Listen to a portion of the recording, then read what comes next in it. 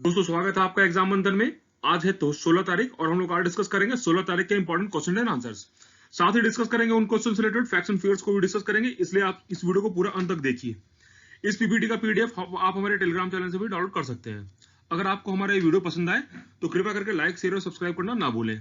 हमारा आज का फर्स्ट क्वेश्चन है, whose birth anniversary is celebrated as the national birthday in India. इनकी बर्थ एनिवर्सरी को हम लोग नेशनल बर्थडे सेलिब्रेट करते हैं? सलीम अली, विलियम कूपर या स्पेंसर फ्रूटन ब्रेड?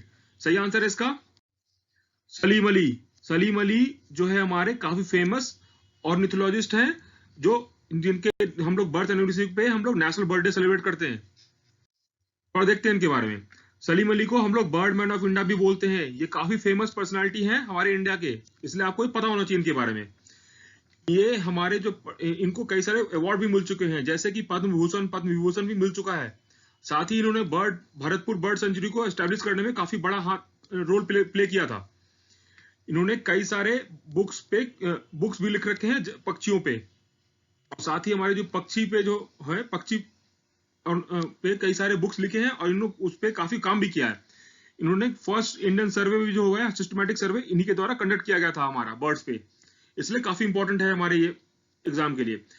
और साथ ही हम लोग ये ये आपको याद होना चाहिए कि हमारा जो 11th ऑफ नवंबर होता है वो नेशनल एजुकेशन डे होता है। हमारा 13th ऑफ नवंबर ये भी हमने डिस्कस किया था, आपको याद होगा अगर ये अभी हाल ही में निकला है, ये था हमारे नेशनल आयुर्वेदा डे। ये भी काफी इंपॉर्टेंट है आपके एग्जाम के लिए। और 14th ऑफ नवंबर भी इंपॉर्टेंट है आपके एग्जाम के लिए, जिस दिन होता है डायबिटीज डे भी होता है, साथ ही हमारा चिल्ड्रंस डे भी होता है। आगे बढ़ते हैं। हमारा नेक्स्ट क्वेश्चन है, crew 1 mission is part of which space agency? ISRO, European Space Agency, NASA और National Space Development Agency of Japan? कौन सा आंसर सही है इसका? इसका सही आंसर है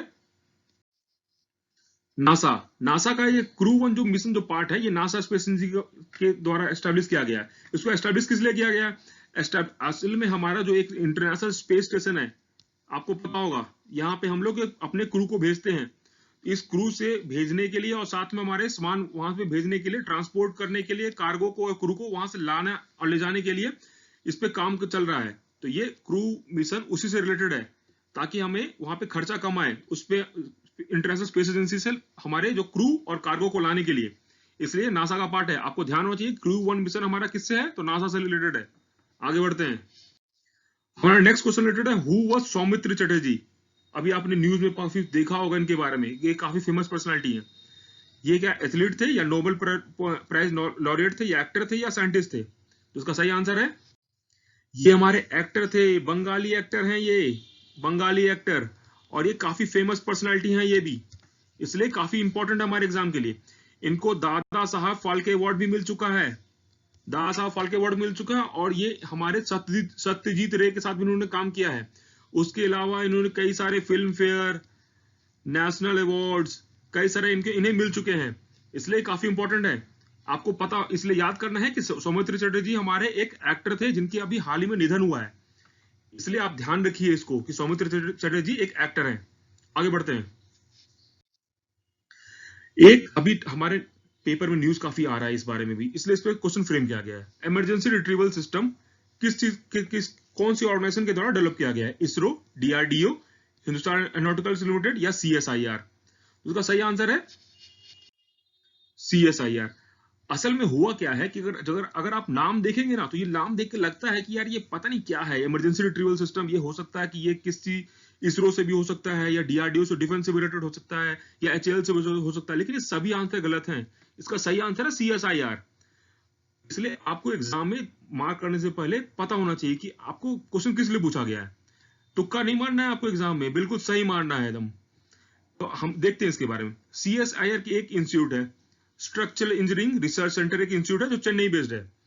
इन्होंने एक नया सिस्टम डेवलप किया है। इस सिस्टम से क्या है, जो हमारी पावर ट्रांसमिशन जब भी होती है ना, उसमें किसी तरह का फॉल्ट आ जाए, तो हमारी फॉल्ट आने के कारण कुछ भी हो सकता है। कारण क्या हो सकता है?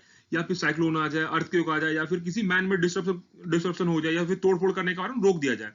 उसको तुरंत रीएस्टैब्लिश करने के लिए ये सिस्टम बनाया गया है। इमरजेंसी रिट्रीवल सिस्टम किस रिलेटेड है? पावर ट्रांसमिशन को दोबारा रीएस्टैब्लिश करने के लिए सिस्टम है। ये हम लोग 2-3 दिन के अंदर ही इससे रीएस्टैब्लिश कर सकते हैं पावर ट्रांसमिशन को। और ये जो हमारा है, इससे काफी हमें हेल्प मिलेगा, इसलिए ये हमारा पावर ट्रांसमिशन से रिलेटेड है। आगे बढ़ते हैं।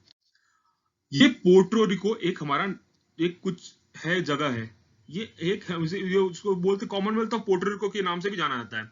आपको ये बताना है ये अनइनकॉर्पोरेटेड टेरिटरी है किस कंट्री का है, यूएसए, रसिया, फ्रांस या फिर यूके। इसका सही आंसर है यूएसए। आपको नाम देख कर लग रहा हो क्या पता ये यूके का हो, कॉमनवेल्थ ऑफ पोर्टोरिको, क्या पता कैसे कॉमनवेल्थ गेम्स होता है यूके के द्वारा लीड किया हुआ है, बनाया हुआ है, तो हो सकता है कॉमनवेल्थ ऑफ पोर्टोरिको यूके का ही हो, लेकिन ऐसा नहीं है। ये आपको ध्यान रखना है, ये पोर्टोरिको हमारा किससे है, ये हमारा यूएसए का पार्ट है। ये यूएसए की टेरिटरी है जो कि कैरेबियन सी में लोकेटेड है।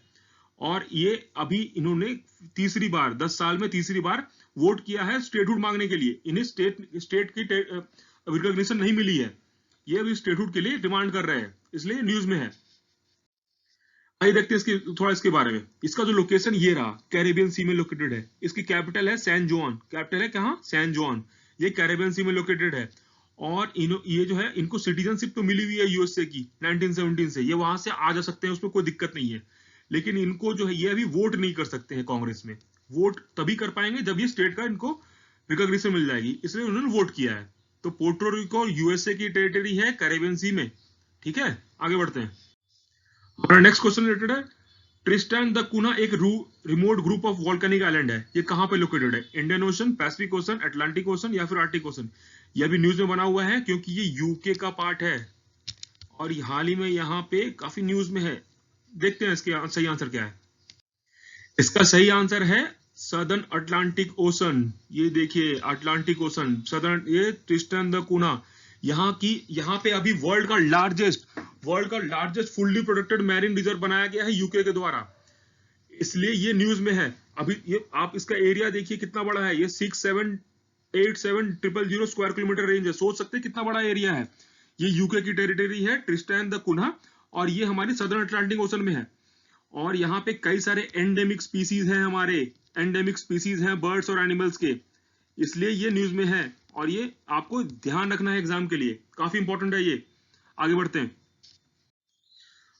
जॉली ग्रांट एयरपोर्ट, ये भी न्यूज में है। आपको बताना है किस स्टेट में, ये इंडियन स्टेट में ही है, उत्तराखंड, उत्तर प्रदेश, राजस्थान या हिमाचल प्रदेश।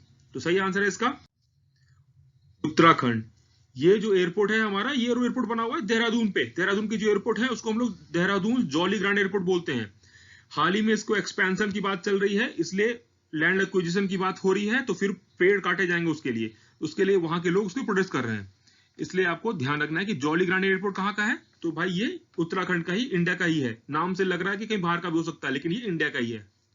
आगे बढ़ते हैं। World largest producer basmati rice का कौन है, आपको बताना है, चाइना, इंडिया, पाकिस्तान या बांग्लादेश। तो इसका सही आंसर है इंडिया ही है इसका आंसर। बासमती राइस को तो आप काफी सुना होगा, ये आप खाए भी होंगे। ये लंबा राइस होता है, आप बॉईल करेंगे तो डबल साइज हो जाता है बॉईल होने के बाद। और इंडिया इसका लार्जेस्ट प्रोड्यूसर है बासमती राइस का, लगभग 70% प्रोडक्शन होता है इंडिया में वर्ल्ड का। और इंडिया का ये सॉफ्ट पावर और हार्ड पावर को नेगोशिएट करने में काम भी आता है। हमें लॉकडाउन के समय स्पेशल रिक्वेस्ट आया था सऊदी अरेबियन कंट्रीज से, वेस्ट एशियन कंट्रीज से, कि इसकी सप्लाई हमें बनी रहे। इसलिए आपको ध्यान रखना है कि इंडिया लार्जेस्ट प्रोड्यूसर है बासमती राइस का। और हमारे जो मेजर एक्सपोर्ट डेस्टिनेशन है, ये हमारे देखिए Saudi Arabia, Iran, UAE, Iraq, Qatar है, इराक और कुवैत है, यहाँ पे हम लोग एक्सपोर्ट करते हैं। और ये से जीआई टैग भी मिला हुआ है। आगे बढ़ते हैं। लैब्राडोर सी अभी न्यूज में है। आपको बताना है कौन सी दो कंट्रीज के बीच में ही है, Canada USA Greenland, Canada Greenland, USA Mexico. यहाँ पे भी डीप वाटर रिसर्च चल रहा है क्लाइमेट चेंज को हम लोग ट्रैक करने के लिए। तो इसका सही आंसर है कनाडा एंड ग्रीनलैंड का सही आंसर है। ये रहा लैब्राडोर सी। यहाँ पे लैब्राडोर करंट भी है, ये जो कि वहां पे लोकल क्लाइमेट को काफी इंपैक्ट करता है, लैब्राडोर करंट, इसलिए काफी इंपॉर्टेंट है हमारे एग्जाम के लिए। लैब्राडोर सी जो हमारा देख सकते थे कनाडा और ग्रीनलैंड के बीच में है। ठीक है, आगे बढ़ते हैं। हमारा नेक्स्ट क्वेश्चन रिलेटेड है, अभी कौन सी मिनिस्ट्री मॉनिटर करेगी digital news portal, online films और कंटेंट प्रोवाइडर्स को। Ministry of communication, ministry of home affairs, ministry of electronics and information technology और ministry and information and broadcasting. इसका तो आंसर बहुत आसान है, आपको ये पता होना चाहिए।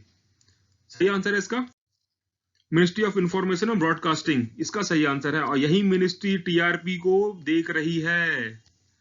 ईआरपी पे सब यही काम कर रही है, जो भी अब हमारी कंट्रोवर्सी चल रही है, इसी के देखरेख में सब काम चल रहा है। अभी आगे बढ़ते हैं।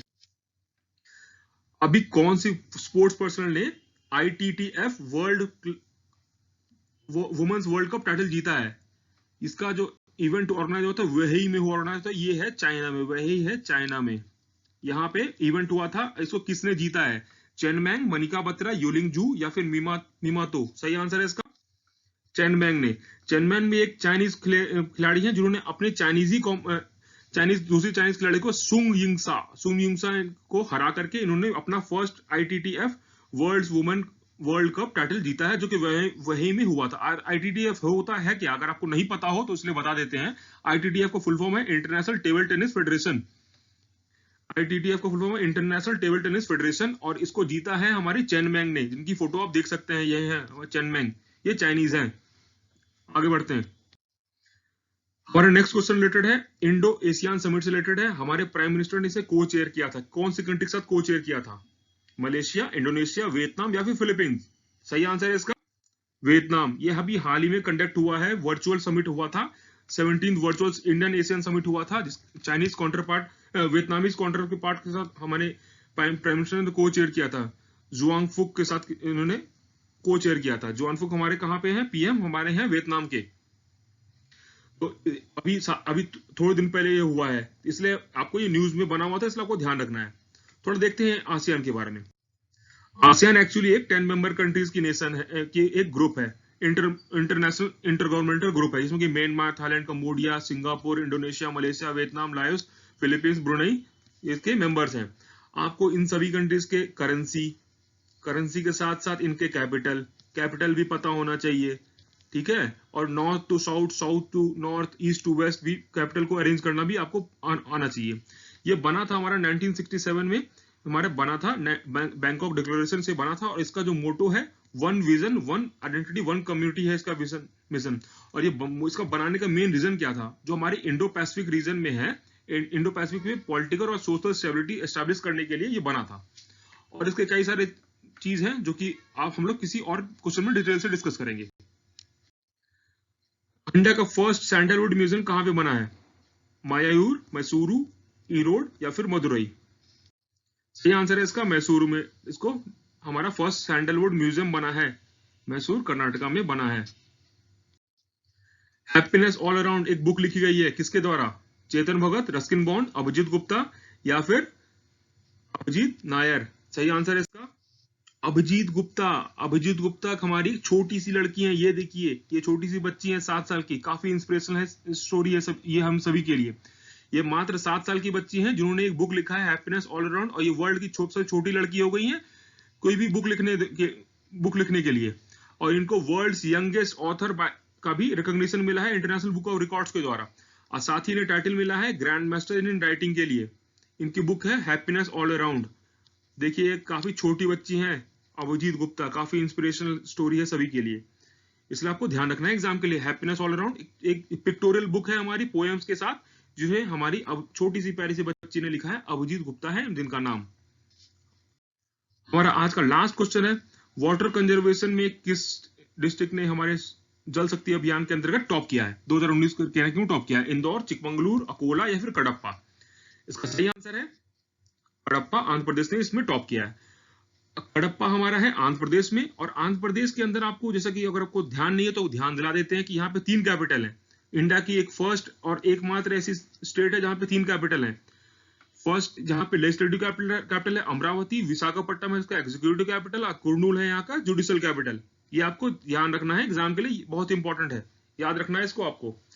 इसी के साथ हमारा आज का क्वेश्चन आंसर सेशन समाप्त होता है। आशा करते हैं आपको हमारा वीडियो अच्छा लगा होगा, तो कृपया करके लाइक, शेयर और सब्सक्राइब करना ना भूलें, और आप इस पीपीटी का PDF हमारे टेलीग्राम चैनल से भी डाउनलोड कर सकते हैं। धन्यवाद।